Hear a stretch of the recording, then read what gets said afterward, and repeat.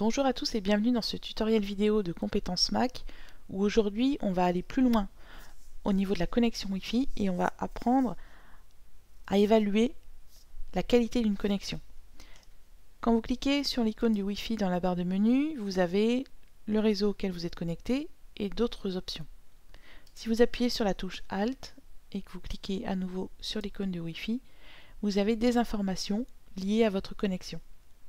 Donc on va les voir ensemble.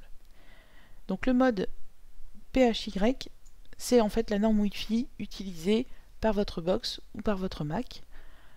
Si vous avez une box qui utilise la dernière norme, donc par exemple le 802.11 AC, mais que votre Mac est toujours à la norme N, il utilisera celle-là.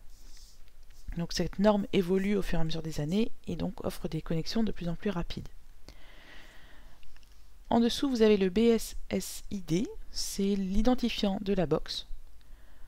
Ensuite, le canal utilisé par le Wi-Fi. Donc ici, par exemple, c'est le canal 11 à 2,4 GHz. Si vous avez une box récente, vous serez certainement à 5 GHz.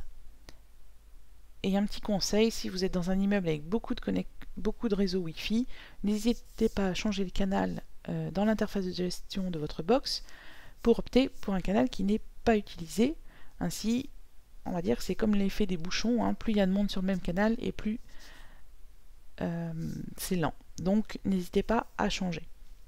Bien sûr, vous aurez toutes ces informations dans notre guide pratique dédié au Wi-Fi. Au niveau de la sécurité, donc ça c'est le type de protection du réseau Wi-Fi. Donc ici j'ai mis un mot de passe en WPA personnel.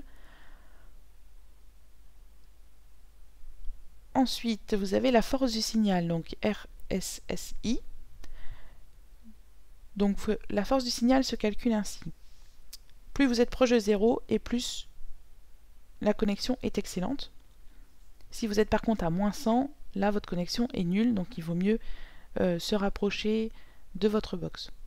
Donc ici à moins de 37, on est plutôt pas mal, en sachant que je suis à 4 mètres de la box, donc je vois pas trop comment je pourrais faire mieux. Mais c'est déjà très bien ainsi. Ensuite, on a la vitesse de transmission. Donc elle s'exprime en chiffres également. Donc on va dire qu'à partir de 54, donc c'est des mégabits, à partir de 54 mégabits, votre connexion est très bonne. Au-delà, c'est encore mieux. Pour finir, alors celui-là, bon c'est très spécifique, mais c'est alors l'index MCS. C'est en réalité le type de codage et de modulation de la transmission radio du Wi-Fi à la norme N. Si vous n'êtes pas en 802.11N, vous n'aurez pas cette information. Et cet index est lié à la vitesse de transmission. Mais bon, là, c'est beaucoup plus technique.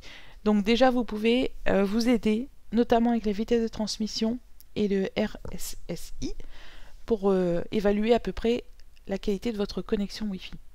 Voilà, donc n'hésitez pas à consulter notre numéro dédié au Wi-Fi pour en savoir plus. Voilà, je vous souhaite une bonne continuation sur votre Mac.